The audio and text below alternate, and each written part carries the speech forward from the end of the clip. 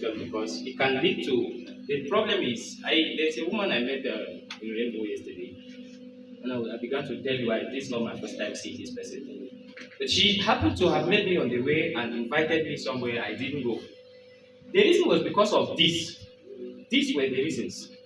She was serving under a certain man of God, and then she had an encounter concerning her own personal ministry.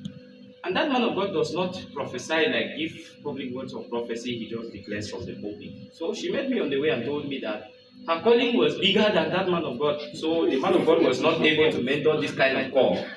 So she decided to leave and go to where this kind of call that she's having can be properly taken care of.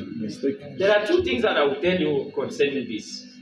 Before we started Kingdom Revival Synagogue, I used to be in another ministry. And I had a mentor there. I had a person who was mentoring me there. And when I had this vision to begin this ministry, I took a bus from here to Yaoundé to see him, explained the vision to him, and then he advised me that whatever I've already done so far, I should come back, shut it down, give back the contributions that people had made. Some small monies that people brought together was 48,000. So he told me, go back, give all those monies to the people, shut down the project, and sit back down in church. Keep playing instrument where you are playing.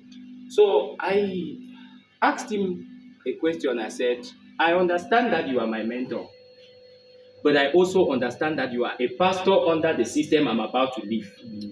I would like to understand which of these two persons is talking now.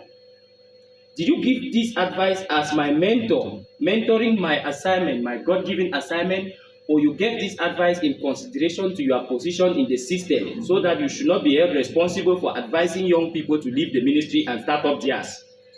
So I never got an answer. But on my way coming back now, that's when I clearly heard God. Do you know there is something you ought to do yesterday that you are trying to do today? Or something you can only do today that you are waiting to do tomorrow? And you end up having a different result based on the timing. Yet you have done the same thing. So there is a time for you to pick up the calling, and if this time passes, you might sow the same seed and have a different result. Something you would have done yesterday. So that's when I began to consider that, all right, since I never got an answer, I will have to assume my own answer. But I didn't just step into the assignment without his consent. I went to seek his consent. I came back, I took time, I prayed, I went to other fathers who were not of the system, so that there should not be the interference of the system in the vision God was giving me. Now, the second thing I'm telling you here is, do you realize that when God gave Prophet Samuel his first encounter, in the night what happened was, Samuel, Samuel. Remember that he heard his name 3 times, man of God. Yes. And in this temple, there are 3 voices existing. This is the voice of Eli, the voice of Hophni, and the voice of Phinehas. And God is calling him 3 times to you.